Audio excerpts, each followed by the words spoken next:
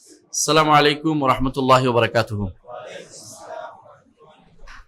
আলহামদুলিল্লাহ রাব্বিল আলামিন ওয়াসসালাতু ওয়াসসালামু আলা নবিয়িল আমিন ওয়া আলা আলিহি ওয়া আসহাবিহি আজমাইন ওয়া বা'দ। আলহামদুলিল্লাহ, আমরা যে দার্সটি আমরা চালিয়ে যাচ্ছিলাম সেটি ছিল ইমাম তাহাবীর কিতাবের উপরে, আল আকিদাতুত তাহাবিয়া। এটার আসল নাম কি ছিল? বায়ানু আকিদাত আহলিস সুন্নাতি ওয়াল জামাআহ। এটা আসল নাম ছিল বায়ানু আকিদাত আহলিস সুন্নাতি ওয়াল জামাআহ, আহলুস সুন্নাহ ওয়াল জামাতের আকীদার বর্ণনা। এটা হচ্ছে এই গ্রন্থটির মূল নাম। তো এটা আকিদাত তাহাবিয়া কেন বলা হয়?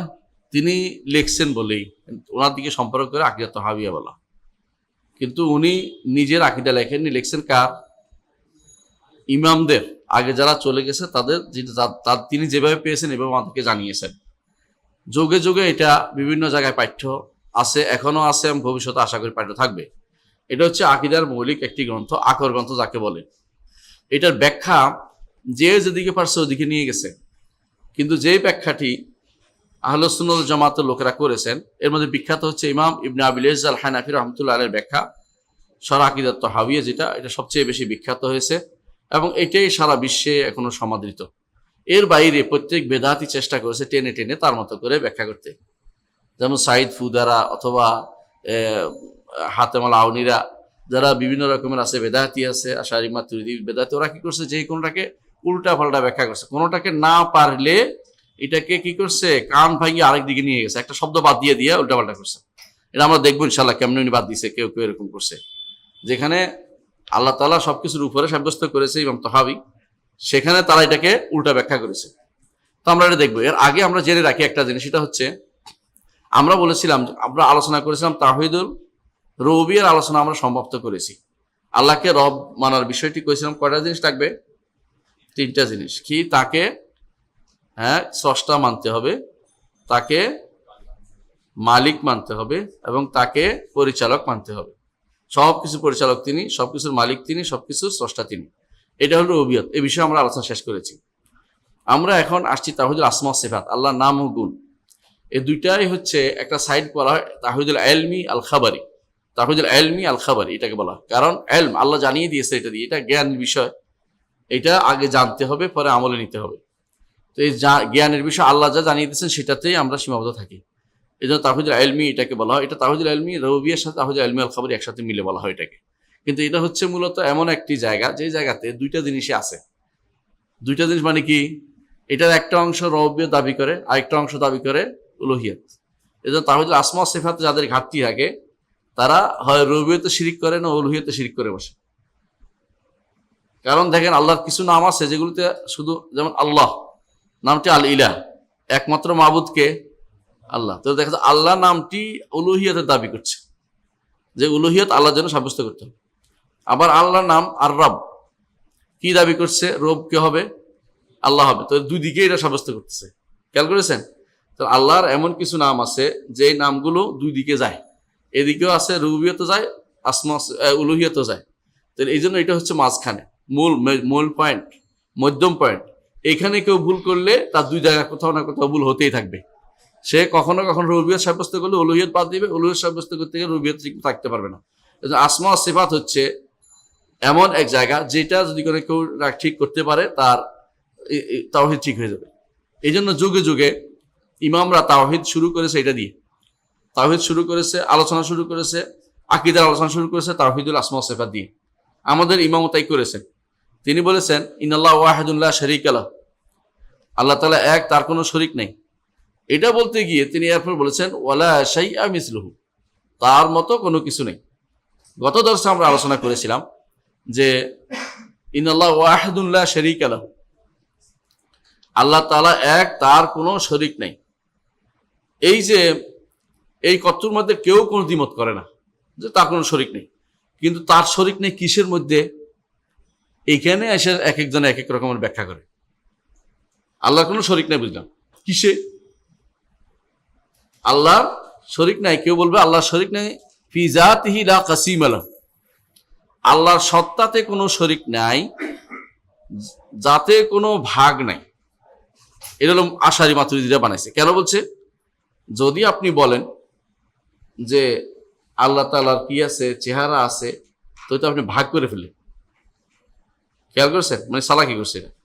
যদি আপনি বলেন আল্লাহ তাআলার চোখ আছে, তো আপনি আলাদা ভাগ করে দিলেন। সত্তাকে ভাগ করা যাবে না। মানে এই আমরা আবার ভাগ করে ফেলতেছি, কারণ আল্লাহ যেটা সাব্যস্ত করলে ভাগ হয়ে যায়। এই জন্য লা কাসিমা। আবার বলে ইন্নাল্লাহু ওয়াহিদুন লা শারীকা লাহু ওয়াহিদুন ফি সিফাতিহি লা শাবিহা লাহু। এর দুর্বল বাড়াই দিছে ওয়াহিদুন, এখানে তো লা শারীকা লাহু বলে দিছে উনি, ওখানে বলে ওয়াহিদুন ফি সিফাতিহি লা শাবিহা লাহু। আল্লাহ তার সিফাতের মধ্যে, গুণের মধ্যে তিনি এক, যে এমন ভাবে এক যে তার কোনো শাবিহ নেই। তার শাবিহ এবং মাসিল আমরা গত দর্শে পার্থক্য করেছি, মনে আছে আপনাদের? কেউ মনে নেই, অথবা কেউ ছিলেন না, নাকি এরকম? মাসিল হচ্ছে সব দিক থেকে মিল হওয়া, আর শাবিহ হচ্ছে কোনো না কোনো ভাবে একটা মিল তৈরি করে দেয়া। কোরআন এবং সুন্নায় কোথাও শাবিহ নিষিদ্ধ করা হয়নি, মাসিল নিষিদ্ধ করা হয়েছে, অর্থাৎ সর্বদিক থেকে মিল হবে না। কিন্তু কোনো একটা নাম মিল করতেই পারবেন আপনি। যেমন আল্লাহর নাম সামি আছে না, কিন্তু আপনার নামও কি, আপনারও গুণ কি সামি আছে না? আল্লাহ বলছে হাল আতা আলাল ইনসানি হিনুম মিনাদ দাহরি লাম ইয়াকুন শাইআন মাযকুরা ইন্না খালাকনাল ইনসানা মিন নুতফাতিন আমশাজিন ফানাবতালিহি ফাজআলনাহু সামিআন বাসীরা। এটা কার? মানুষের গুণ, সামিউল বাসীর। আবার আল্লাহ নিজের গুণ বলছে হুয়াস সামিউল বাসীর, তিনি সবকিছু শোনেন এবং দেখেন। তাহলে মানুষেরও আল্লাহর মিল হয়ে গেছে না? এই মিল নিষেধ নাই।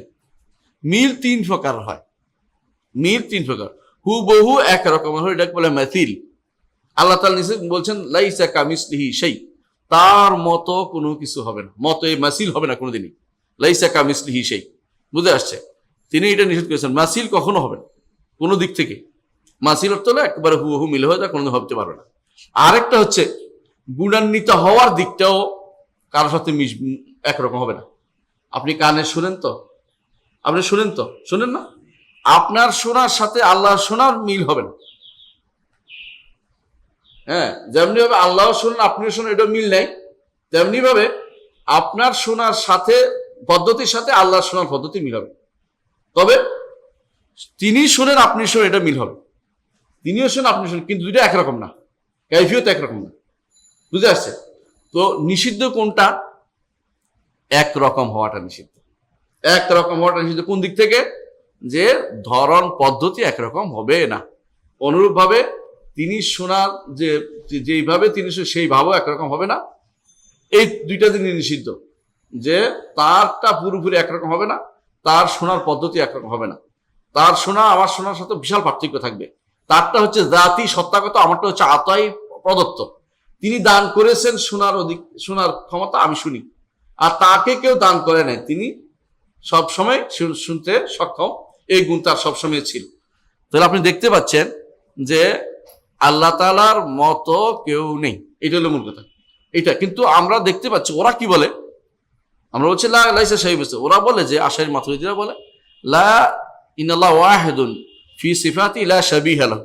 কিন্তু এই শাবি বলে তারা সমস্ত সিফাতকে অস্বীকার করেছে। যেগুলোই আল্লাহ কোরআন এবং সুন্নায় আসছে সমস্ত সিফাতকে অস্বীকার করে বলে যে এগুলি যদি কোনো সাব্যস্ত করি তো আল্লাহ তো মানুষের মতো হয়ে যায়। এই জন্য তারা অস্বীকার করেছে। না, মত হওয়া তো নিষিদ্ধ করা হয় নাই, পুরোপুরি একরকম হওয়াকে নিষিদ্ধ করা হয়েছে, এবং ধরনে একরকম হওয়াকে নিষিদ্ধ করা হয়েছে। সুতরাং এই দুইটাতে নিষিদ্ধ করা হয়েছে, কিন্তু নামে মিল থাকবে, শুধু অর্থে মিল থাকবে, এটাকে অস্বীকার করা হয়নি। আল্লাহ তাআলা অস্তিত্বশীল না? অস্তিত্বশীল, অস্তিত্ব আছে না? আপনার অস্তিত্ব আছে? তাহলে আপনি বলবেন যে মিলে গেল, তো বাদ দিবেন অস্তিত্ব আল্লাহ? নাউযুবিল্লাহ। তাহলে ওই মিলকে অস্বীকার করা হয়নি, কোন রকম একটা মিলকে অস্বীকার করা হয়নি। অস্বীকার করা হয়েছে কোনটা?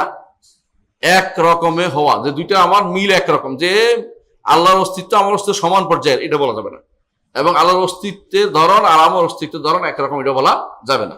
তো এটা দুইটা নিষিদ্ধ, কিন্তু এরা বুঝে না বলে এরা তাওহীদের সংজ্ঞা দিয়ে ভুলটা করেছে।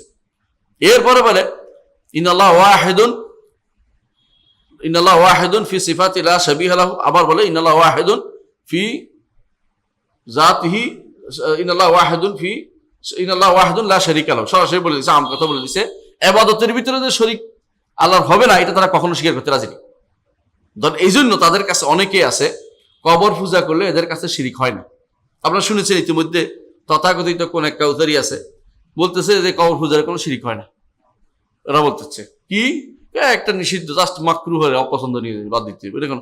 আউযুবিল্লাহ। কেন? তাদের কাছে তাওহীদের মধ্যে ইবাদত, তাওহীদের ইবাদত তাদের কাছে নাই, তাওহীদুল উলুহিয়া তাদের কাছে নাই। অথচ তাওহীদুল উলুহিয়ার জন্যই নবী রাসূলগণ প্রেরিত হয়েছেন। তো এইটা আমরা জানছি যে তাওহীদুল আসমা ওয়া সিফাতের কি আছে, দুইটা সাইড আছে। এক সাইডে রব বুঝায়, এক সাইডে কি বুঝায়, ইলাকে বুঝায়। কিছু কিছু নামে ইলা বুঝায়, কিছু কিছু নামে কি বুঝায়, রব বুঝায়। এই জন্য তাওহীদুল আসমা ওয়া সিফাতের গুরুত্ব সবচেয়ে বেশি। এটা সাব্যস্ত করতে পারলে বাকিগুলো সহজ হয়ে যায়। এখানেই মতভেদ লেগে আছে, এখানে মতভেদ লেগে আছে। গত দর্শে আমরা জেনেছিলাম যে আল্লাহর মতো কোনো কিছু নাই। এটা আমরা জেনেছিলাম যে মত বলতে কি বুঝাচ্ছি, অর্থাৎ তার মতো সর্বদিক থেকে কোনো কিছু নাই এবং তার মতো গুণান্বিত হওয়ার দিক থেকে কোনো কিছু নাই। তবে নাম একরকম হতেই পারে। নাম, তারও চেহারা আছে, আমারও চেহারা আছে, কিন্তু চেহারা বললো আমার চেহারা একটা আমার শরীর অঙ্গ, আল্লাহটাকে আমরা অঙ্গ বলি না। বুঝে আসছে? আপনিও কোনো কিছুর উপরে উঠেন, আল্লাহ উঠছে, কিন্তু আপনার উঠা আল্লাহর উঠা একরকম না। আপনিও কোনো কিছু থেকে নেমে আসেন, আল্লাহও নামে আসে, কিন্তু আপনার নামা আল্লাহর নামা একরকম না। আপনি এক সময় দুই জায়গায় থাকতে পারেন না, তাই না? আল্লাহ এরকম হিসাব করবেন না আল্লাহ দুই জায়গায় আছে কিনা। আল্লাহ কোনো জায়গার মধ্যে নির্ধারিত করতে পারতেছেন না। তাহলে পার্থক্যটা বিশাল। জায়গার জন্য আল্লাহকে নির্ধারণ করতে পারেন না, জায়েজ নেই। আরেকটা জিনিস দেখেন, একসাথে আপনি কয়জনের কথা শুনতে পান? একজনের। আরেকজন বলে তুমি থামো, আমি এটা শুনি, তারপর তোমারটা শুনো, বলেন না? নাকি সবাই কথা একসাথে শুনতে পারেন?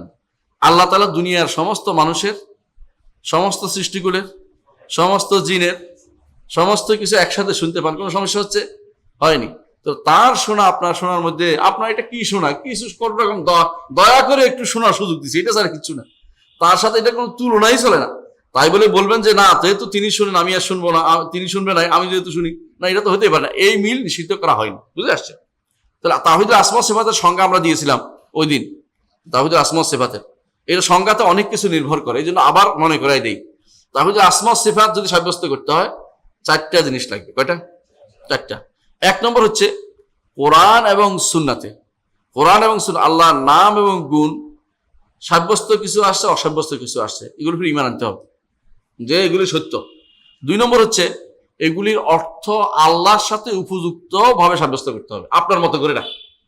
আল্লাহর সাথে উপযুক্ত করে সাব্যস্ত করতে হবে, আপনার মতো করে নয়। তিন নম্বর হচ্ছে কোনোভাবেই আসমা সিফাত কখনো, আল্লাহর নাম গুণ কোনোটাই সৃষ্টির কারোর সাথে সামঞ্জস্যপূর্ণ হবে না, সৃষ্টির কারণে একরকম হবে না, মুমাসালা হবে না, একই রকম হবে না সর্বদিক থেকে। 4 নম্বর হচ্ছে এগুলোর ধরন পাওয়ার আশা ছেড়ে দিতে হবে, এগুলোর ধরন পাওয়ার আশা ছেড়ে দিতে হবে। আল্লাহ কিভাবে উঠলেন আসমানে, কেউ কেউ প্রশ্ন করে না, আল্লাহ কিভাবে উঠলেন আরশের উপর, আমাদের বলেন তো, আমরা জানি না, আপনি এটা ছেড়ে দিতে হবে। এটা নিয়েই যত ভেদাল লাগে। যারা প্রথমেই, শাইখুল ইসলাম ইবনে তাইমিয়া রাহমাতুল্লাহ সবসময় বলতেন এটা, যে যারাই অস্বীকার করে কোনো কিছু, তারা আগে কি করে দেয়, একটা সাদৃশ্য সাব্যস্ত করে তারপর অস্বীকার করে। বুঝছেন কিনা? যে বলবে যে আল্লাহ তাআলার জন্য আরশের উপর ওটা সাব্যস্ত করা যাবে না, সে কেন বলে এটা? যদি এটা হয় তাহলে তিনি মানুষের মতো উপরে উঠলেন, জায়গা স্থান লাগলো, আরশ কত বড় লাগবে, আরশের উপরে বসলে তো জায়গা, আরশ এই করবে সে ইত্যাদি কথাবার্তা বলেন। এটা কি জন্য? উনি আপনার নিজের উপর কিয়াস করছেন, সৃষ্টির সাথে আগে একসাথে একরকম করে নিয়ে তখন অস্বীকার করে থাকেন। এই জন্য এটা করবেন না, এটা হলো নিষিদ্ধ জায়গা, যে আপনি কখনো ধরন পাবেন না, ধরন নির্ধারণ করেন না, আপনি আল্লাহ যেটা বলছে এটা বিশ্বাস করেন। এখন বলতে পারে কেউ, তো এটা তো বুঝলাম না। আপনি বুঝেন, সাহাবায়ে কেরাম এভাবে বুঝছে, রাসূল এভাবে বুঝছে, সাহাবায়ে কেরাম এভাবে বুঝছে, তাদের এই বুঝতে অসুবিধা হয়নি, আপনারাও বুঝতে অসুবিধা হওয়ার কথা নয়। আপনি এটা বুঝবেন না, আপনি এটা অবশ্যই, মানে আপনার এটা না বুঝলে কোনো সমস্যা হবে না। যে আমি তো ধরন বুঝি নাই বলে আমি বাদ দিচ্ছি, এটা কিন্তু সমস্যা হবে না। কারণ ইমাম মালিক রাহমাতুল্লাহ আলাইহির দরবারে একজন এসে বলছে কি, আল্লাহ আরশের উপর উঠছে, আর রহমান আল্লাহ কাইফা ইস্তাওয়া, কেমনে উঠলেন?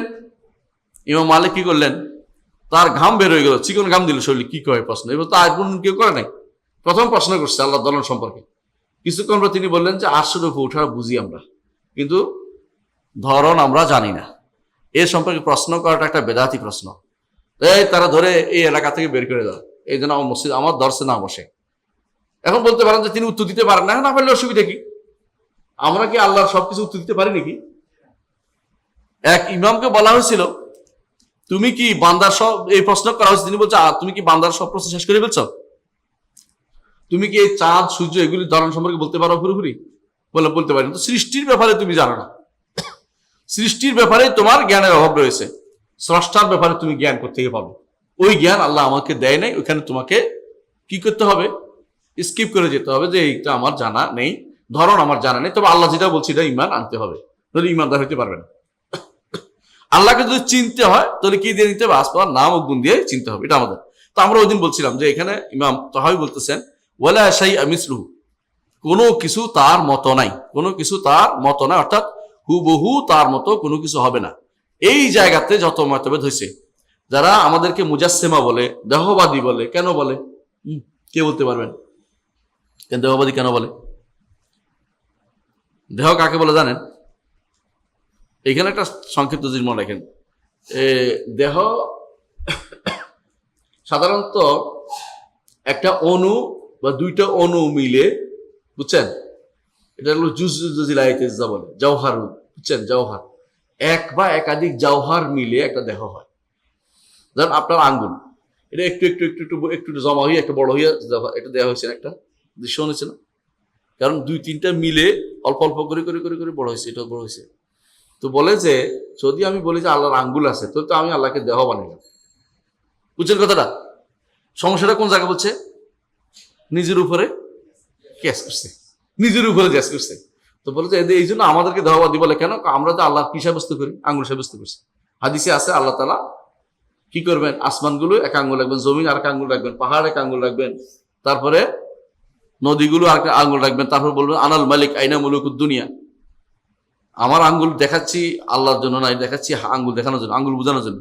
তো আল্লাহর গুলি আমার মতো নয়, কখনো বলবেন না। হ্যাঁ, তো আইনা আনাল মালিক আইনা মুলুকুদ দুনিয়া, আমি রাজা, রাজাদি রাজা কোথায় দুনিয়া?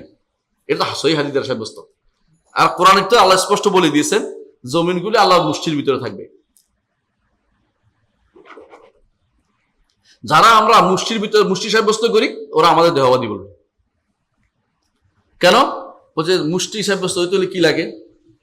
এক বা একাধিক জওহার। জওহার মানে হচ্ছে অণু, একেবারে অণুটা হচ্ছে ছোট্ট ছোট্ট জওহার। অণুর সাথে অণু মিলতে মিলতে মিলতে মিলতে 1 লক্ষ অণু মিলে ধরেন একটা আঙ্গুল হয়েছে, বা 10 লক্ষ অণু মিলে একটা আঙ্গুল হয়েছে। এখন তারা বলে যে যেহেতু এই ব্যক্তি আল্লাহর জন্য মুষ্টি সাব্যস্ত করছে, হাত সাব্যস্ত করছে, চেহারা সাব্যস্ত করছে, এই ব্যক্তি তো দেহবাদী হয়ে গেল। আরে আমি তো সাব্যস্ত করি না, আল্লাহ বলছে এটা। আল্লাহর কথাটা কি করবেন? আমরা আল্লাহর পক্ষে অপব্যাখ্যা করবো। কেন অপব্যাখ্যা করবে আল্লাহর কথাটাকে? আল্লাহর কথাকে যদি অপব্যাখ্যা না করি তাহলে তো আল্লাহ দেহবাদী হয়ে যায়। আপনারে কে বলছে এটা দেহ? এটা তো আপনার জন্য দেহ, আপনার জন্য এটা দেহ। আল্লাহর জন্য এটা দেহ তো আমরা বলিনি, আল্লাহর জন্য এটা অঙ্গ তো আমরা বলি না। আল্লাহটাকে আপনি নিজের উপর কেয়াস করে আপনি বিভ্রান্ত হচ্ছেন। এই জন্য তারা আমাদেরকে দেহবাদী। যত দোষ সবসময় দেখবেন বেদাতিরা সবসময়, যারা জাহমিয়া ছিল, ওরা আল্লাহর নামও সাব্যস্ত করতো না, গুণও সাব্যস্ত করতো না, কর্ম সাব্যস্ত করতো না। এক ধরনের গোষ্ঠী আছে আল্লাহর জন্য আল্লাহ শুধুমাত্র তাদের ব্রেনে আছে, সত্তা, মানে এটার কোনো বাইরের অস্তিত্ব থাকতে পারে না, আল্লাহর কোনো বাইরের অস্তিত্ব নাই। এরা বলতো, এই জন্য যারা এরা মুতাজিলা সহ সবাইকে বলতো, মুতাজিলাদেরও বলতো তোমরা যেহেতু আল্লাহর নাম সাব্যস্ত করো তোমরাও দেহবাদী। খেয়াল করছেন? আরে কি কস, আমরা তো দেহবাদী না, আমরা শুধু নাম সাব্যস্ত করছি না, আমরা অর্থ সাব্যস্ত করছি না, তারপরেও তোমরা দেহবাদী। আচ্ছা, এখন মুতাজিলারা দেখলো যে আমরা তো আল্লাহর নাম সাব্যস্ত করি, অর্থ তো সাব্যস্ত করি, নামের কোনো অর্থ নেই, সব নাম বুঝেছে আল্লাহকে। যেমন রহিম অর্থ আল্লাহ, রহমান অর্থ আল্লাহ, কিন্তু অর্থ নেই। অর্থ সাব্যস্ত করলে কি হয়ে যায়? সিফাত সাব্যস্ত হয়ে যায়। এই জন্য আল্লাহ কোন সব সিফাতকে অস্বীকার করে, আল্লাহর আফআলকে অনেকগুলিকে অস্বীকার করে। এদেরকে এরা কি করলো? আশারি মাতুরিদেরকে বললো তোরা দেহবাদী। কেন? তোরা আল্লাহর জন্য সিফাত সাব্যস্ত করিস, এই জন্য আল্লাহর জন্য তোরা নামের অর্থ সাব্যস্ত করিস, আর তোরা আল্লাহর জন্য সিফাত সাব্যস্ত করিস, তাবিল করলেও সাব্যস্ত করস, সুতরাং তোরা হলি কি? তোমরা হলে দেহবাদী। এখন আশারি মাতুরিদিরা বলল যে আমরা দেহবাদী না, আমরা দেহবাদী না। কে দেহবাদী? হচ্ছে যারা আল্লাহর জন্য নাম, গুণ, কর্ম, অধিকার আল্লাহর জন্য সব সাব্যস্ত করে, এরা হচ্ছে দেহবাদী। মানে বুঝছেন তো, দেহবাদ শব্দটা সবাই ঠেলে ঠেলে আমাদের দিকে ফেলে দিচ্ছে, আগে থেকে ঠেলা আরম্ভ হচ্ছে এটার দিকে।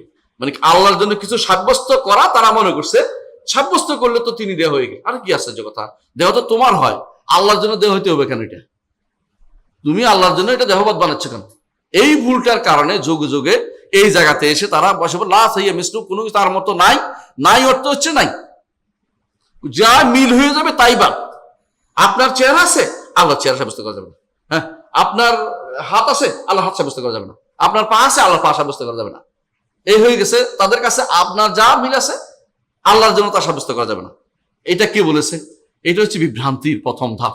কারণ আপনার জিনিস আর আল্লাহ, আপনার যেটা অঙ্গ, আল্লাহ এটা অঙ্গ আমরা বলি না, এবং আল্লাহর এই গুণ আপনার গুণের মতো কখনোই নয়, কখনোই নয়। এই ভুলটার করার কারণে যোগে যোগে এই জায়গাতে এসে মানুষ বিভ্রান্ত হয়েছে। এটা হচ্ছে লা শাইয়া মিসলুহু অনুবাদ বুঝে নাই।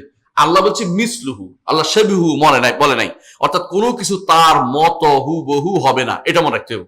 হুবহু তার মতো কোনো কিছু হবে না, কারণ আল্লাহ বলছে লাইসা কামিসলিহি শাইউন ওয়া হুয়াস সামিউল বাসীর, লাম ইয়াকুল লাহু কুফুয়ান আহাদ। আর বলছে হাল তা'লামু লাহু সামিয়া। আর বলছে ফালা তাদরিবু লিল্লাহি আমসাল। সব জায়গাতে আল্লাহ মিসল শব্দ ব্যবহার করেছে, অর্থাৎ তার মতো মিল দিয়ে কোনো কিছু তোমরা পাবা না। কিন্তু একটা শব্দ মিল হইতে পারে, একটা অর্থ মিল হইতে পারে, বাস্তবের সাথে এটার কোনো মিল থাকবে না, মিল থাকবে না, এটা বুঝতে হবে। আচ্ছা, তাহলে আমরা দেখতে পাইলাম যে লা শাইয়া মিসলুহু, এটা দ্বারা আমরা সিফাতের একটা জিনিস বুঝতে পারলাম যে কখনো সে সিফাতের সাথে, আল্লাহর সিফাতের সাথে বান্দার সিফাতের কি হবে না, মিল হবে না, মিল হবে না। যারা মিল সাব্যস্ত করে তারা আগে মিল সাব্যস্ত করে অস্বীকার করে, মিল দিয়ে তারপরে কি করে, মিল দিয়ে বলে না তাহলে সাব্যস্ত করা যাবে না।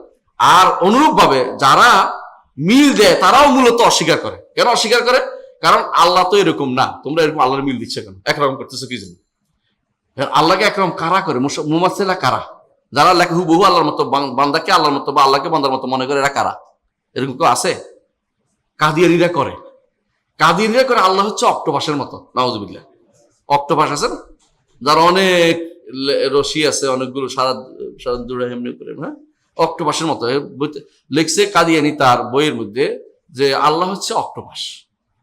মানে হে মনে করে স্রষ্টার বাইরে না, তো মনে করে আল্লাহ রন্ধ্রে রন্ধ্রে মানুষের কবরে যত যত যত কল্লা তত আল্লাহ।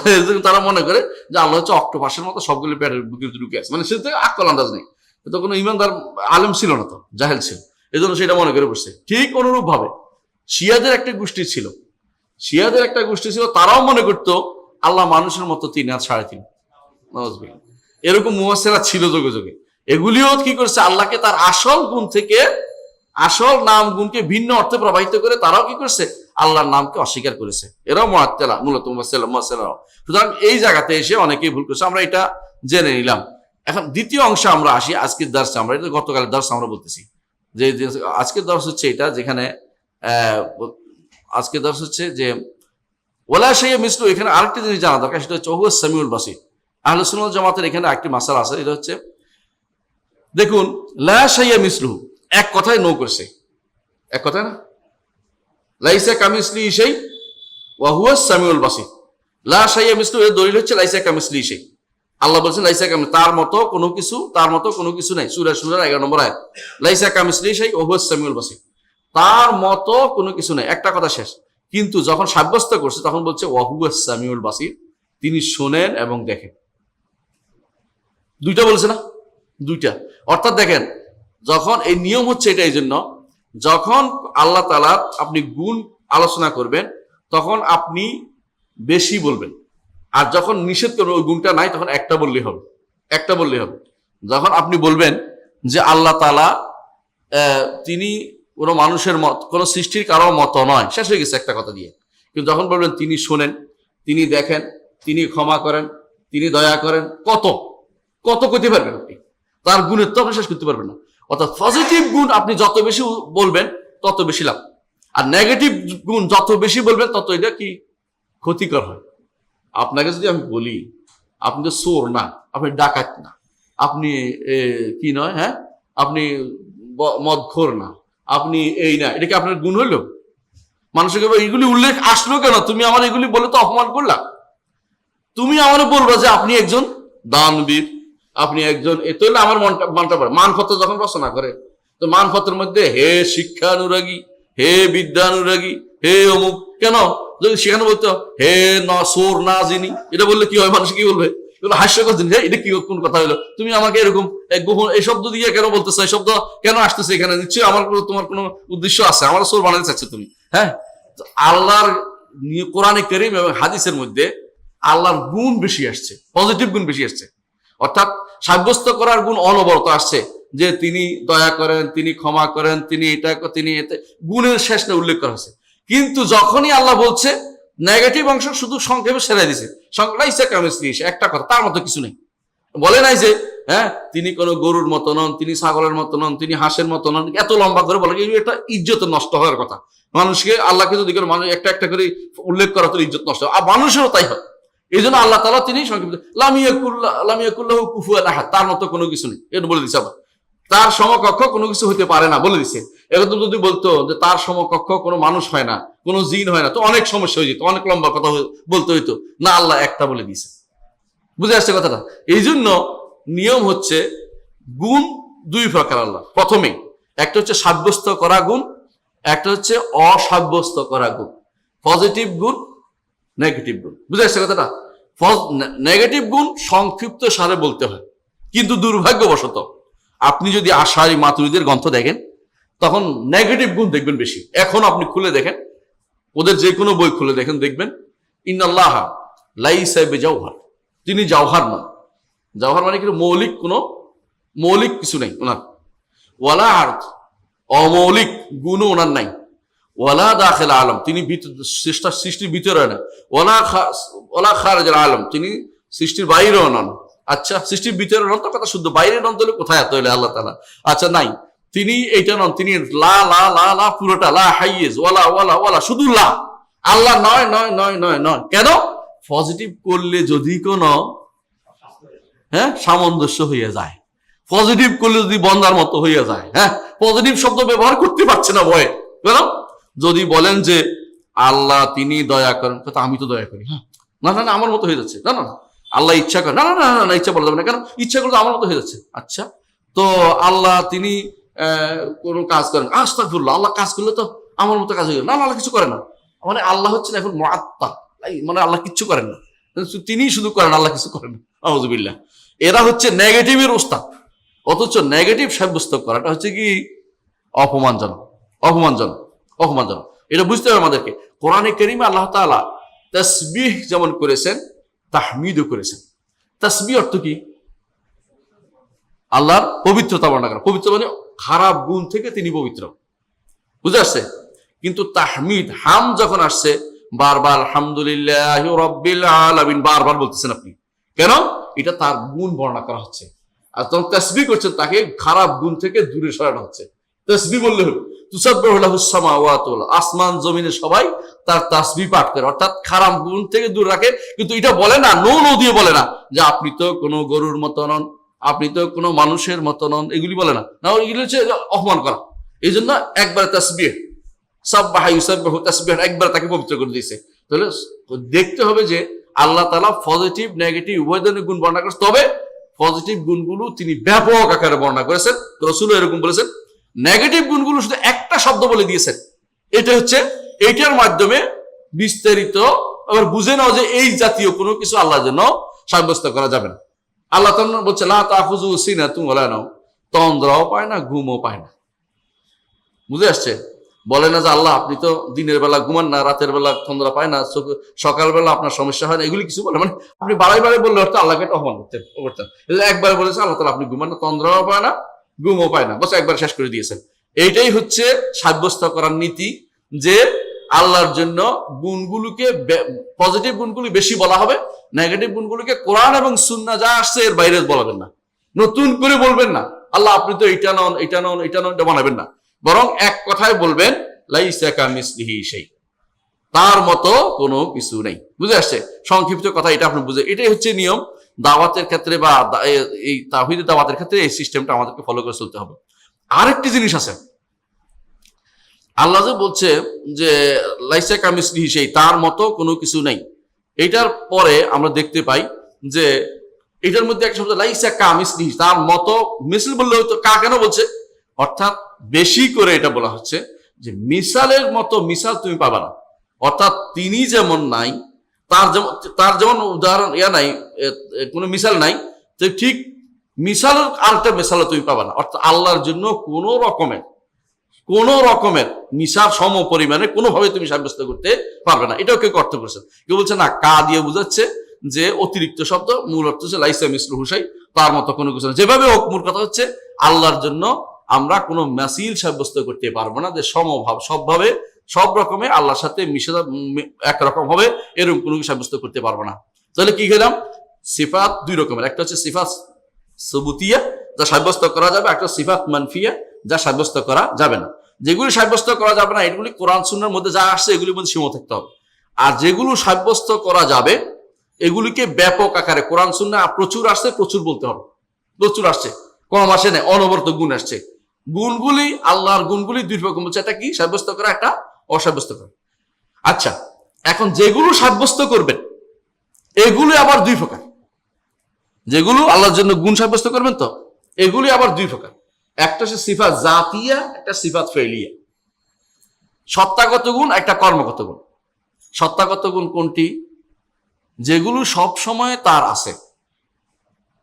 কর্মগত গুণগুলি যেগুলোর মূল তার সবসময় আছে, কিন্তু যখন ইচ্ছা তখন করেন।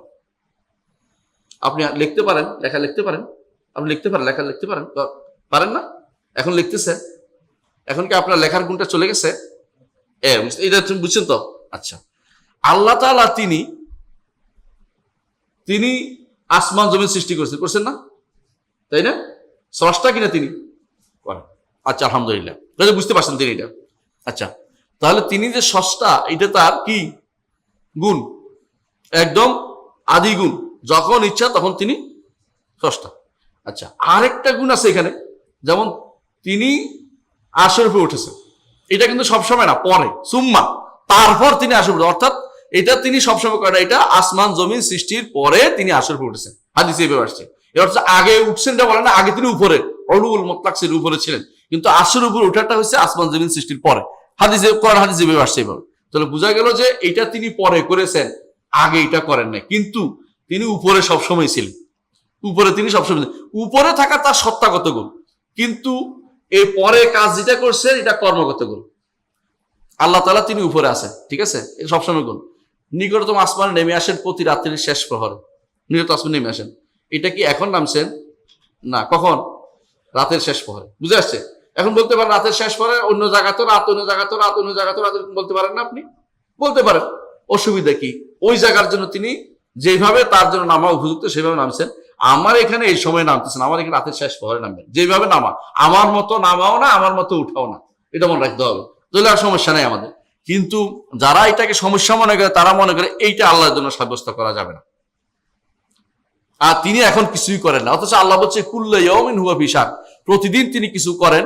কাউকে তিনি আযাব দেন, কাউকে তিনি শাস্তি দেন, কাউকে তিনি শান্তি দেন, কাউকে তিনি মৃত্যু দেন, কাউকে তিনি জীবন দেন, কাউকে রিজিক দেন, কাউকে রিজিকে বঞ্চিত করেন, কাউকে অসুস্থ করেন, কাউকে তিনি সুস্থ দান করেন। কুল্লু ইয়াউমিন হুয়া ফি শান, কোন সূরা? সূরা আর রহমানের মধ্যে আসছে। এর অর্থ প্রতিদিন তিনি কিছু না কিছু করেন। এমনকি প্রতিদিন নয়, আপনি যখন মায়ের পেটে ছিলেন তখনও আপনার জন্য বাৎসরিক একটা বাজেট আল্লাহ লেখাইছে, ফেরেশতা পাঠাইয়া, করছেন কিনা? তাহলে প্রতি বছর একটা করেন, কখন? লাইলাতুল কদরে। তাহলে আল্লাহ তাআলা প্রতি মুহূর্ত কিছু না কিছু অর্ডার দিচ্ছেন আপনার, কিছু না কিছু করার জন্য বলছেন, তাই না? এই জন্য এরা অস্বীকার করে না, আল্লাহ আগে যা বলছে তা এখন তো তিনি করতে পারেন না। কেন?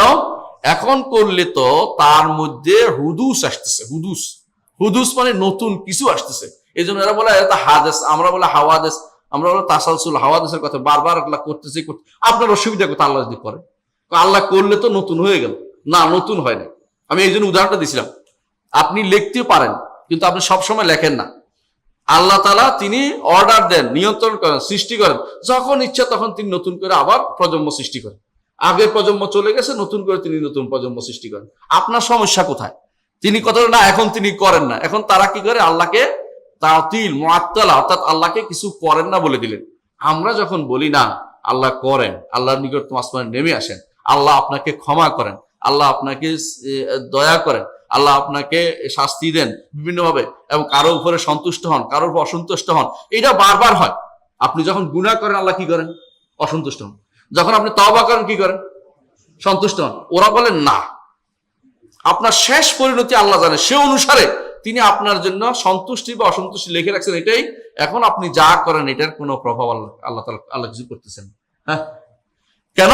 যদি করেন তো আল্লাহর মধ্যে পরিবর্তন এসে গেল। আরে পরিবর্তন তোমার মধ্যে আসছে, আল্লাহর মধ্যে আসে না।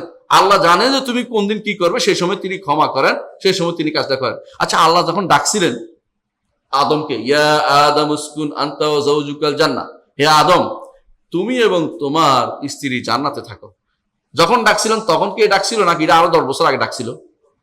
তখন ডাকছিল। ওরা বলে যে না, এটা আগের ডাকছিল, তো কি পরে আসলো কেমনে? এটা ইথারে আটকে আসছিল, জায়গা মতো এসে পড়ছে, উনি কাজ করছে। নাউযুবিল্লাহ।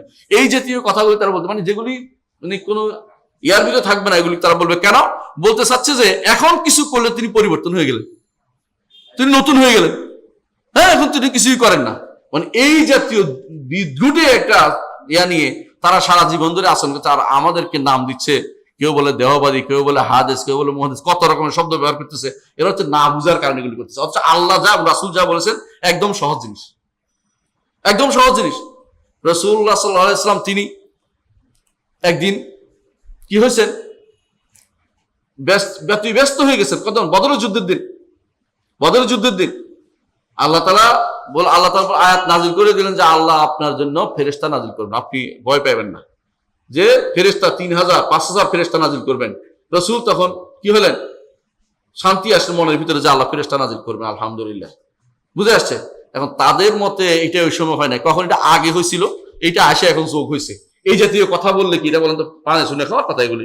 এগুলি হচ্ছে এরা কেন আল্লাহকে মুআত্তাল বানিয়েছে, আল্লাহ কিছুই করেন না। এখন আমরা যে আল্লাহর কাছে আল্লাহ তুমি ক্ষমা করো, এরা বলে না ওই ক্ষমা আগে লেখছে ওইটাই, এখন আমরা এমনি কাজ করতেছি, এটা মানে কোনো ওটা কোনো ইয়ে না। এই জন্য জবর মানবীতে বিশ্বাসী তারা, অর্থাৎ আমরা মুজবার, আমরা আসলে কিছুই জানি না, তিনি যা করেন তাই, এরকম কথা বলতে থাকে। কিছুতেই কিছু হয় না, তিনি যা বলেন তাই হতে থাকে, এরকম কথাবার্তা বলতে থাকে।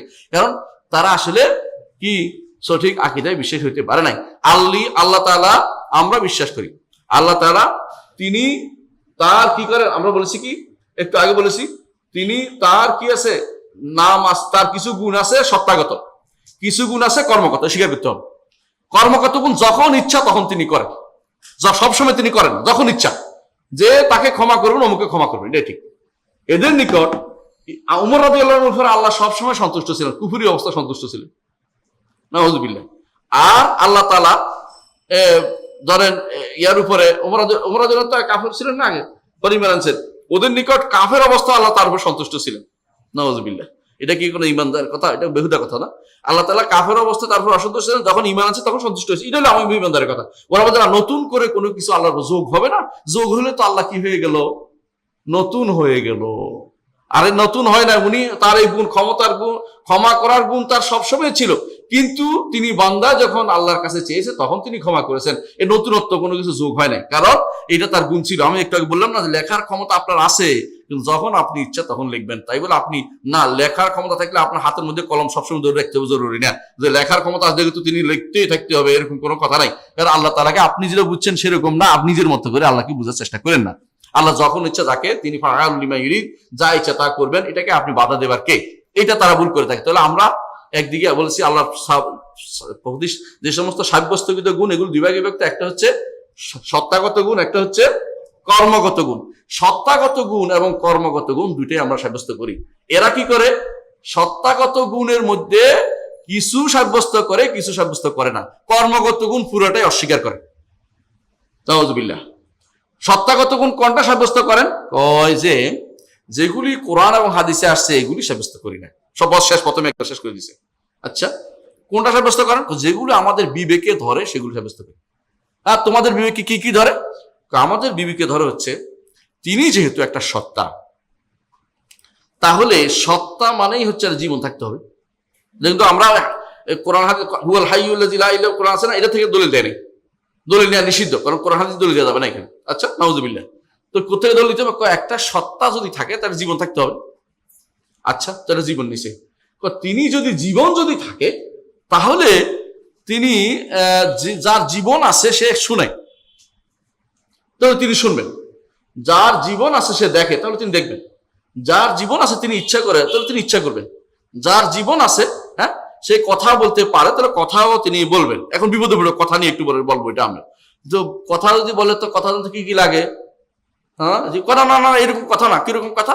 অর্থ অন্তরে মনের ভিতরে আছে, এটা বাইরে কোনো কিছু তার ব্যক্ত নেই, তার মনের ভিতরে, আল্লাহর মনের ভিতরে আছে একটা কথা, তো আল্লাহর মন সাব্যস্ত করে না না এটা সাব্যস্ত করা যাবে না। তো কি এটা এই মানে এই আর কি, কিছুই না, মানে ঘুরে ফিরে বিপদে পড়ে গেছে, আল্লাহর জন্য কিছু সাব্যস্ত তিনি করবে না। আমরা তো সাব্যস্ত করি, আল্লাহ মন করি না, আমরা কই না, কিন্তু ওরা একটা বিপদে পড়ছে, ওরা এটা বলে। আচ্ছা, তাহলে কি হলো দেখেন, আল্লাহর জন্য তারা কয় সাব্যস্ত করলো, কয় হায়াত, তারপরে হলো সামা, বাসা, এরাদা, কুদরত, এলম, এই 6টা 7টা, আর নাই, শেষ। আল্লাহ আর কোনো গুণ নেই। আরে কি করে আর কোনো গুণ নেই? মানে আল্লাহ কোরআন এবং হাদিসে অনেক গুণ করায়, আল্লাহ কোরআন হাদিস থেকে আমরা দলিল দিই না। রাজি বলছে কোরআন হাদিসের শব্দ দিয়া আল্লাহর নাম গুণ, আল্লাহর গুণ সাব্যস্ত করা যাবে না, নাম সাব্যস্ত করা যাবে, গুণ সাব্যস্ত করা যাবে না। তো কি করতে হবে? এগুলি সব আমার বিবেকে যা ধরে সেটা, কারণ কোরআন হাদিস কি দিয়ে বুঝছেন? কি দিয়ে বুঝছেন? বিবেক দিয়ে। তো বিবেক তো ফার্স্ট, সুতরাং কোরআন হাদিস বুঝতে হলে বিবেক যদি ফার্স্ট হয়, কোরআন হাদিস দিয়ে আবার এটা কেমন সাব্যস্ত করা, আল্লাহর কেমন সাব্যস্ত করবো? তো বিবেক তো প্রথম, তো বিবেক দিয়ে আমি সাব্যস্ত করতে হবে আল্লাহর গুণ। আর কোরআন হাদিস, আরে এটা তো ভুল কেমনে জানেন? ভুল কেমনে বলেন? একটা উদাহরণ দিই। আপনি শহরে আসছেন না, উনি শহরে থাকেন, ভাই আমাকে বড় একটা ডাক্তারের পদ দেখাই দেন।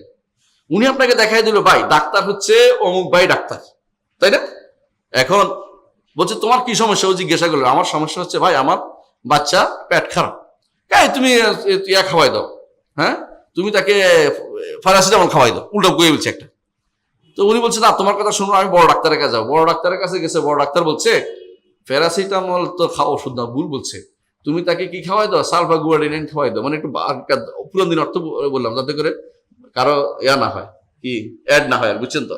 আগেকার দিনে এরকম খাওয়াইতো, এটা ওষুধ আছে লম্বা, সালফাগুয়ারিন লম্বাটা হয়তো, এটা খাইয়ে আসলে ভালো হইতো, কিছু আল্লাহ রহমতে ভালো হইতো। তো এখন সে এখন ফেরত আসার সময় ওষুধ পাইয়া বললো যে এই তোমার কি ওষুধ দিছে?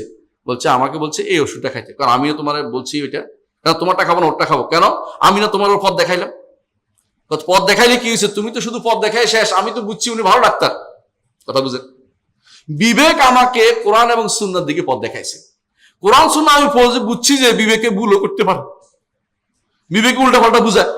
এখন আমার বিবেককে প্রধান ধরার কোনো মানে হয় না। বিবেক আমাকে প্রাথমিক ধারণা দিয়েছে মাত্র, বিবেক আমাকে সব ধারণা দিতে পারে না। সুতরাং কেউ যদি বলে যে বিবেকের কথাই সবকিছু মানবো, সে একটা বোকার কাজ, আর কিছু নয়। সুতরাং যারা এই জাতীয় আশারি মাতুরিদিরা আল্লাহর সিফাত সাব্যস্ত করার ক্ষেত্রে বলে যে আমি তো বিবেক দিয়েই বুঝছি, বিবেককে কেমন নিচে রাখি, আরে বিবেক দিয়ে বুঝো না, বিবেক দিয়ে তুমি পথ পাইছো মাত্র, ওখানে একটা রাস্তা ধরতে পারতো।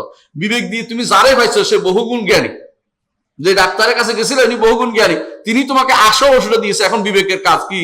শেষ হয়ে গেছে। পথ দেখানোর দায়িত্ব দিয়েছে, ওটা শেষ হয়ে গেছে। আমি এখন পথ পেয়ে গেছি, এখন বিবেকের কাজ কম, বিবেকের আর কোনো কাজ নেই। প্রথম দায়িত্ব ছিল বিবেক দেখানো, তাই বলে বিবেক সবকিছু সর্ব হলে আমি আরো ডাক্তারের কাছে যাওয়া লাগতো না। তোমার মতো হাতুড়ে ডাক্তার দিয়ে আমার কাম হয়ে যেত, তোমার মতো কৃষক দিয়ে আমার কাজ হয়ে যেত। বুঝতে পারছেন কথাটা? এরা কিন্তু না, কথা হচ্ছে না, প্রথমে যেহেতু বিবেকের পথটাই দেখাইছিল, ওই বিবেকের পথটা নিয়ে আমি থাকবো না। বুঝে আসছে আপনার? বুঝে আসছে? হ্যাঁ, কেউ যদি কোনো ছোটকালে আপনার স্বরে পড়াইছে, এত বড় করে লেখা, উপরে মাত্রা দিয়ে টান, এখন আপনি উপরে মাত্রা না দেওয়ার কারণে যদি বলে এই বেটা আমি না তোরে পথ দেখাইলাম, তুই ভুল লিখলি কি জন্য? যদি বলেন যে আপনি তো ভুল লিখি না, এটা সুন্দর করে আরো একটু অন্যরকম করে লিখছি, না তোরটা ভুল, কারণ আমি তোর পথ দেখাইছি, আপনি কি বলবেন? আরে পথ দেখাই আপনি শেষ হয়ে গেছেন, আপনি ছোটকালে পড়াইছেন, ঠিক আছে, কিন্তু বড় হইলে আমি বুঝছি যে আপনারও অনেক ভুল আছে, এখন আমি বলতে পারবো। কিন্তু আমি বলছি না কেন? আপনার সম্মান রক্ষা করে, বিবেক নিয়ে আপনার সম্মান রক্ষা করে বলতেছি আপনি ভুল করছেন, যা ভুল করছেন যাক গেছে, কিন্তু আমি আসল জায়গা পেয়ে গেছি, শুদ্ধ জায়গা। সেটা কি? কোরআন এবং সুন্নাহ। কোরআন এবং সুন্নাহ আমাকে বলতেছে আল্লাহর জন্য এই নাম, এই গুণ সাব্যস্ত হবে, এই গুণগুলি সেগুলি আমি সাব্যস্ত করব। কিন্তু এরা বলে না, আল্লাহর জন্য শুধুমাত্র 7টি গুণ, কয়টা? 7, অথবা 3 7 21টা ঘুরে ফিরে বানাইবো, 3 গুণ বানাইবো, একটা 3 দিয়ে পূরণ দিয়ে বানাই, লাভ নাই। 3 7 21টা সাব্যস্ত, আর কোনো গুণ নাই। অথচ শত আল্লাহর গুণ রয়েছে। কোরআন এবং সুন্নাহ আসা কোনো গুণ তারা সাব্যস্ত করে না। কোরআন এবং সুন্নাহ আসে এক গুণ সাব্যস্ত করে না কেন? এগুলি যদি সাব্যস্ত করতে যাই তাহলে তো আল্লাহ হয়ে যায়, তাহলে তো আল্লাহর জন্য তাহলে তো ব্যবহার করা যায় না। আল্লাহর জন্য বলতে হবে কোরআন এবং সুন্নাহ যা আসছে তাই আমি সাব্যস্ত করবো। আমার বুঝের ভুল হলে বলবো যে বুঝে ভুল আছে, এটা হলো ইমানদারের কাজ। ইমানদারের কাজ হচ্ছে কোরআন এবং সুন্নাহ সাথে সাব্যস্ত করতে হবে। এটা হচ্ছে আজকের আলোচনা। আমরা এই আলোচনার শেষের দিকে এসে একটু বলি। এখানে আমাদের বলতেছেন যে ওয়ালা শাইয়া ইউজিজু, কোনো কিছু অপারগ করে দিতে পারে না। ইমাম তাহাবী বলতেছেন ওয়ালা শাইয়া ইউজিজু, কোনো কিছু তাকে অপারগ করে দিতে পারে না। ইতিপূর্বে আমরা এটা কিন্তু আলোচনা করেছি এক জায়গায়, সেটা হচ্ছে যে এটা দিয়ে আমরা বলেছিলাম যে এটা দিয়ে আল্লাহ রুবুবিয়ত সাব্যস্ত হয়। আল্লাহ রুবুবিয়ত সাব্যস্ত হয় কেন? আল্লাহকে কেউ অপারগ করে দিতে পারে না। এটা রুবুবিয়তের কাজ। রুবুবিয়ত সর্বক্ষম, তিনি সৃষ্টি করতে সক্ষম, তিনি মালিকানায় সক্ষম, তিনি সবকিছু তার সৃষ্টিকে পরিচালনা সক্ষম। এই একটি কালেমা লা শাইয়া ইউজিজু। ঠিক এই কালেমাটি আমরা এখানে আল্লাহ তাআলার, ইমাম তাহাবী রাহমাতুল্লাহ আলাইহি নিয়ে এসে এটাকে আমরা এখানে আল্লাহ তাআলার গুণের জন্য ব্যবহার করতে পারবো। আল্লাহ তাআলাকে কোনো কিছু অপারগ করে দিতে পারে না। এটা কোন ধরনের গুণ হইলো? নেগেটিভ গুণ, তাই না? নেগেটিভ গুণ না, নো গুণ না, এটা নো গুণ। সংক্ষেপে বলতেছে কোনো কিছু তাকে অপারগ করে দিতে পারে না। এখন যদি আমি বিস্তারিত বলতে থাকি অন্যায় হবে না? এটা বিস্তারিত যদি বলি যে কোনো গরু আল্লাহকে অপারগ করতে পারে না, কোনো হাঁস আল্লাহকে অপারগ করতে পারে না, তাহলে হাস্যকর হয়ে যাবে জিনিস। কি বলতে হবে? কোনো কিছুই তাকে অপারগ করতে পারে না। এক কথা শেষ হয়ে গেছে, ঠিক না? আল্লাহ দলিল কি? দলিল আল্লাহ বলেছেন কোরআনে কারীমে সূরা ফাতিরের 44 নম্বর আয়াতে আল্লাহ বলছেন ওমা কানাল্লাহু লিইউজিজাহু মিন শাইইন ফিস সামাওয়াতি ওয়ালা ফিল আরদ ইন্নাহু কানা আলিমান কাদিরা। আসমান জমিনের কোনো কিছু আল্লাহকে অপারগ করিতে পারে না, কারণ তিনি জানেন এবং ক্ষমতাবান। দুইটা শব্দ কঠিন ব্যবহার করছে, খেয়াল করেন। কেন অপারগ করিতে পারে না? অপারগ হওয়ার কিছু কারণ থাকতে পারে। আপনি যে কোনো কিছু পারেন না, এর কারণ কি? আপনি ক্ষমতা নেই, অথবা কি জানেন না। ধরেন আপনি আরবি পড়তে পারেন না, দুইটা কারণ থাকতে পারে। একটা হচ্ছে আসলে আপনি পড়তেই পারেন না, আপনার পড়ার ক্ষমতাই নেই আপনার। আর একটা হচ্ছে পড়তে পারেন, তো আপনি এই ভাষাটা আপনি এইভাবে বিনা জায়েজ জবরে পড়তে জানেন না। তো দুইটা অংশ। হ্যাঁ, যে কোনো মানুষ অপারগ কেন হয়? হয় দুইটাই নাই, তার ক্ষমতাও নাই, জ্ঞানও নাই, অথবা ক্ষমতা আছে জ্ঞান নাই, অথবা জ্ঞান আছে ক্ষমতা নেই। এটাই তো আল্লাহ। এই জন্য আল্লাহ তাআলা দেখেন আয়াতের শেষে বলে দিছে ইন্নাহু কানা আলিমান কাদিরা। কেন অপারগ নয় আল্লাহ? কারণ তিনি আলিম কাদির, তিনি জানেন এবং তিনি ক্ষমতাবান। সুবহানাল্লাহ। আল্লাহ তাআলা আয়াতের শেষে এসে আপনাকে বলে দিলেন এটা যে আমি নো করেছি যে আমাকে কোনো কিছু অপারগ করিতে পারে না। তোমরা যে পালিয়ে আসমান জমিনের প্রান্ত দেশ ভেদ করে আরেক জায়গায় চলে যাবে, আমি ধরতে পারবো না, তোমাদেরকে পাকড়াও করতে পারবো না। আমি তোমাদেরকে হাসরের দিন তোমাদেরকে জাহান্নামে দিতে পারবো না মনে করে বসে আছো। আমি তোমাদেরকে শাস্তি দিতে পারবো না মনে করে বসে আছো এই কাফেররা। আমি তোমাদেরকে কবরের মধ্যে আযাব দিব না মনে করে বসে আছো, ইত্যাদি ইত্যাদি। তোমাদের মনে করেছ, এটা কিন্তু তোমাদের ভুল ধারণা। কারণ তারা কি মনে করতো, যদি আমরা আইজা মিতনা ওয়া কুন্না তুরাবান ওয়া ইজামান আইনা লামুবাসুন, আমরা যখন মরে যাব, মাটি হয়ে যাব, একেবারে নিঃশেষ হয়ে যাব, আবার কি আমরা আমরা কি আবার পুনরুত্থিত হব? এটা কোন ধরনের কথা? আল্লাহ কি বলছে? আল্লাহ জানে এবং ক্ষমতাবান, জানে কোথায় কোনটা গেছে, আপনার শরীরের কোন অংশ কোথায় গেছে আল্লাহ ভালো করেই জানে। এটা কোরআনে কারিমে আল্লাহ তাআলা অন্য জায়গায় উল্লেখ করেছেন। কোরআনে কারিমে অন্যত্র উল্লেখ করেছেন কোথায় কোনটা গেছে আল্লাহ সেটা ভালো করে জানেন। কাদ আলিমনা মা তানকুসুল আরদু মিনহু ওয়া ইনদানা কিতাবুন হাফিজ। আল্লাহ ভালো করে জানেন যে মা তানকুসুল আরদু মিনহু, জমিন তার কোন অংশ খেয়েছে আল্লাহ ভালো করে জানেন। আর আল্লাহ তাআলা কিতাবের মধ্যে আপনার কোন অংশ কোন জায়গায় গেছে লেখা আছে। মরার পরে এই অংশ ছাগলে খাবে, এই অংশ হাঁসে খাবে, এই অংশ কুকুরে খাবে, এই অংশ মাটির নিচে মাটি খাবে, এই অংশ পোকা খাবে, আল্লাহর কাছে লেখা আছে। ওই লেখা অনুসারে আল্লাহ ঠিকই জানি, আলিম তো, আবার আনতেও সক্ষম। একসাথ করবেন, যখন অর্ডার দিবেন বলে যে আসো, সব আবার একসাথ হয়ে হাসরের মাঠে উপস্থিত হয়ে যাবেন। সুতরাং আপনার আল্লাহ তাআলা কোনো কিছু অপারগ করে দিতে পারবে না। এটা কি কোনো সমস্যা আছে? বুঝতে কোনো সমস্যা হয়নি। তাহলে বুঝতে পারছেন যে আল্লাহ তাআলা যখন বলেছেন যে কোনো কিছু আল্লাহকে অপারগ করতে পারে না, বলেন নাই নাম ধরে ধরে বলেন এটা পারে না ওটা পারে না, বলেন না। কিন্তু নিজে যখন বলেছেন যে তার জন্য যা সাব্যস্ত করেছেন আলিম কাদির, দুইটা গুণ সাব্যস্ত করে দিয়েছেন। বলেন নাই যে তিনি শুধু কারণ তিনি পারেন না, বলেন বরং পারেন, সাথে কেন পারেন? কারণ তিনি আলিম এবং কাদির। কারণ যে ব্যক্তি কোনো কিছু পারে তার ইলম লাগে। আপনি এটা বানাইতে ইলম লাগবে না, জ্ঞান লাগবে না। আর কাদির কি? শরীরের সামর্থ্য থাকতে হবে, নইলে বানাতে পারবেন না। যদি আপনি মরে গেছেন তো কিছু করতে পারবেন না। সুতরাং বোঝা গেল যে আপনাকে আলিম এবং কাদির হইতে হবে কোনো কিছু করতে হলে। এই জন্য আল্লাহ তাআলা আয়াতের শেষে বলেছে আল্লাহ অপারগ হন না, কারণ তিনি আলিম এবং কাদির। এই আয়াতে আমরা বুঝতে পারছি যে আল্লাহ তাআলা তিনি এই সিফাত মানফিয়ার সাথে সাথে সিফাত সুবুতিয়া সাব্যস্ত করছে। এইটাই প্রমাণ করে যেখানে কোরআনে কারীম এবং হাদিসে আল্লাহর জন্য কোনো গুণকে অস্বীকার করা হয়েছে, এটা সরাসরি অস্বীকার অর্থ করবেন না। কি অর্থ করবেন? পজিটিভলি নিতে হবে আপনাকে অর্থ করার ক্ষেত্রে। কি অর্থ করবেন বলবেন, এটা আল্লাহ তাআলা তিনি ঘুমান না, কারণ হচ্ছে তিনি কাইয়ুম, তিনি সর্বসত্তাকে তিনি হেফাজত করেন, সর্বসত্তাকে তিনি দেখাশোনা করেন। তিনি ঘুমাই গেলে সব সৃষ্টিকে দেখাশোনা করবে কে? তাহলে তিনি ঘুমান না, লা তাখুযু সিনাতুন ওয়ালা নাওম, এর বিপরীতে বুঝাবে তিনি কাইয়ুম। এজন্য আগের আয়াতে বলা হয়েছে আল্লাহু লা ইলাহা ইল্লা হুয়া আল হাইয়ুল কাইয়ুম, এর বিপরীতে এসে বলছে লা তাখুযু সিনাতুন ওয়ালা নাওম। বিপরীতটা সাব্যস্ত করা ব্যতীত আপনি মূলটা সাব্যস্ত করতে পারবেন না। আল্লাহু আকবার, আল্লাহু আহাদ, আল্লাহুস সামাদ। সমাদ বলার পরে সমাদ কাকে বলে এটা বুঝতে অনেক লম্বা আলোচনা বলতেছি। এরপর বলছে আল্লাহ সমাদ, লাম ইয়ালিদ ওয়া লাম ইউলাদ ওয়া লাম ইয়াকুল লাহু কুফুয়ান আহাদ। সমাদ বলার পরে তিনটা কথা বলেছেন যে তিনি জন্ম নেন না এবং তার সমকক্ষ কোনো কিছু হতে পারে না। আগে কিন্তু সমাদ বলে নিছেন। সমাদ কাকে বলে এ নিয়ে আলেমরা বিশাল ব্যাখ্যা করেছে। কারণ আল্লাহ সমাদ অর্থ হচ্ছে, একজন অর্থ করে সমাদ অর্থ হচ্ছে যার যিনি মানুষের যিনি প্রয়োজন পূরণ করেন, নিজের কোনো প্রয়োজন লাগে না, নিজের কোনো অভাব নাই, অন্যের প্রয়োজন পূরণ করেন। চিন্তা করেন এটা কি বুঝায়? সন্তান মানুষের কেন হয়? প্রয়োজনে। কারণ আমি মরে গেলে আমার কথা মনে করবে কে? হ্যাঁ, আমার কবর দোয়া করবে কে? আমার জন্য দোয়া করবে কে কবরে গেলে, তাই না? তো আমাকে কাঁধে নিবে কে? ইত্যাদি ইত্যাদি। প্রয়োজনে বেদালে পড়েছে। আচ্ছা, বোধ দরকার কেন? নাউজুবিল্লাহ, কোনো প্রয়োজনই তো। হ্যাঁ, সমাদ অর্থ হচ্ছে এইসব প্রয়োজন তার নাই। বুঝতে পারছেন? আপনার সমত মতো আরেকজন দরকার কি? কারণ আপনি চিনতে পারবেন না। হ্যাঁ, যদি আপনার বউ যদি কোনো অন্যরকম হয়, নাউজুবিল্লাহ, আপনি চিনতে পারবেন না, বলে এটা কোন ধরনের বউরে আসলো। যদি আপনাকে একই রকম হতে হলে একই রকম, আল্লাহর জন্য এটার বউ দরকার নাই। এই জন্য তাকে সাহেবাতাম ওয়ালাদা, আল্লাহ কোনো স্ত্রীর দরকার হয় না, সন্তানের দরকার হয় না বলে দিয়েছেন। সুতরাং তিনি সমাদ, তিনি সবার অভাব পূরণ করেন, কেউ তার অভাব পূরণ করার মতো কেউ নেই। তাহলে সমাদ শব্দটি আগে বলার পরে আল্লাহ এরপরে তার নৌ গুণটা বলেছেন। বুঝাচ্ছে যে আল্লাহ যেখানে কোনো গুণ নৌ গুণটা বলেছেন, সেখানে কারণ হচ্ছে এর বিপরীতটা সবচেয়ে উত্তম গুণে তিনি গুণান্বিত। এই জন্য তিনি এই নৌ গুণটা উল্লেখ করে বুঝাইলেন যে এর বিপরীতটা কিন্তু সাবধান, আমার জন্য বিপরীত যে গুণটি কখনো পূর্ণ অর্থদায়ক না, সে গুণ আমার জন্য সাব্যস্ত করতে যেও না তোমরা, কারণ আমাকে তুমি পূর্ণ গুণে গুণান্বিত করো। যে পূর্ণ অর্থ আছে সেই পূর্ণ গুণে গুণান্বিত করো। বুঝতে পারছেন কথাটা?